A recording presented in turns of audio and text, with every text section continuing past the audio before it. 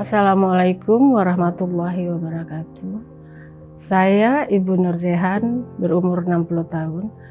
Seorang ibu rumah tangga yang mengurusin rumah sehari-harinya, bermain bersama cucu, berternak.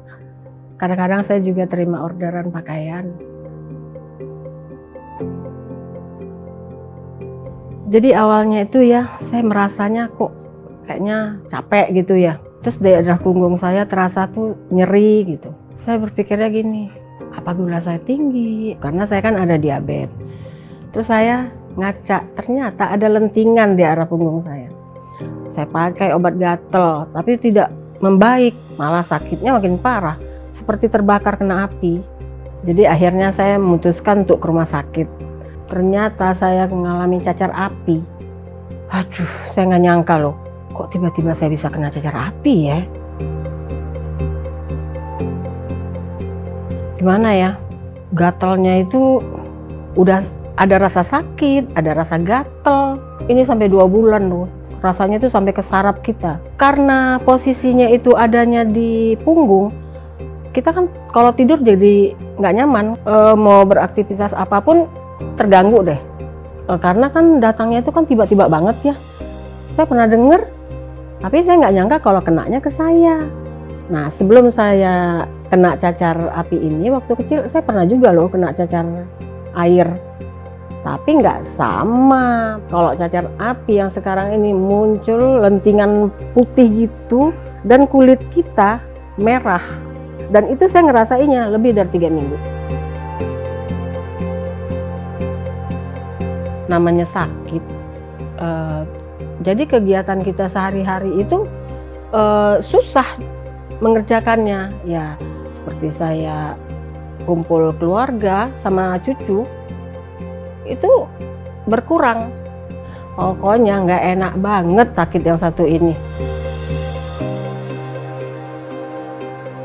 Saya berharap supaya orang lain itu jangan sampai merasakan cacar api seperti yang saya alami. Nggak enak loh. Sebaiknya kita mencegah sebelum terlambat. Dan jangan biarkan cacar api itu mengganggu momen berharga Anda bersama keluarga. Jangan menyepelekan cacar api. Cacar api, atau yang secara medis dikenal sebagai herpes zoster, adalah infeksi virus yang disebabkan oleh virus varicella zoster. Ini adalah virus yang sama yang juga menyebabkan cacar air. Setelah seseorang sembuh dari cacar air, virus tersebut akan tidur di dalam sistem saraf tubuh. Kemudian, herpes zoster terjadi karena reaktivasi dari virus tersebut. Ya, benar. Virus cacar api bisa menular melalui kontak langsung dengan cairan dari lepuhan yang muncul di kulit. Cacar api ditularkan menjadi cacar air pada seseorang yang belum pernah mengalami cacar air sebelumnya. Kelompok yang berisiko tinggi terkena cacar api antara lain 1. Individu yang pernah terkena cacar air 2. Individu yang berusia 50 tahun ke atas 3. Individu yang memiliki kondisi imunokompromi atau adanya gangguan imunitas seperti pada pasien kanker, leukemia, infeksi HIV, dan lain-lain serta 4. Individu yang sedang menjalani terapi yang melemahkan sistem imun. Ada pasien dengan diabetes mellitus rentan terkena infeksi karena adanya gangguan sistem imun adaptif dan imun bawaan. Beberapa studi menunjukkan bahwa nyeri yang disebabkan oleh cacar api lebih intens dan lama pada pasien dengan DM atau diabetes mellitus tipe 2. Selain itu, mereka juga lebih berisiko mengalami PHN atau postherpetic neuralgia atau nyeri berkepanjangan meskipun luka sudah sembuh yang dapat berlangsung bertahun-tahun. Kebanyakan orang terkena cacar api sekali seumur hidupnya. Namun, tidak menutup kemungkinan seseorang dapat terkena cacar api lebih dari sekali. Cacar api biasanya berlangsung 3 hingga 5 minggu.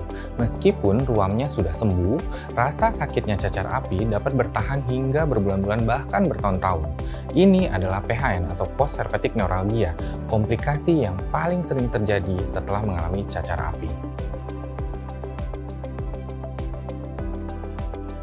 Mengurangi stres, berolahraga, dan mengonsumsi makanan sehat dapat membantu menjaga imunitas alami tubuh. Cacar api dapat dicegah dengan vaksinasi. Dengan melakukan vaksinasi, Anda dapat menurunkan risiko mengalami cacar api dan komplikasinya seperti nyeri berkepanjangan atau postherpetic neuralgia. Pastikan Anda berkonsultasi dengan dokter untuk mendapatkan informasi dan langkah pencegahan yang sesuai.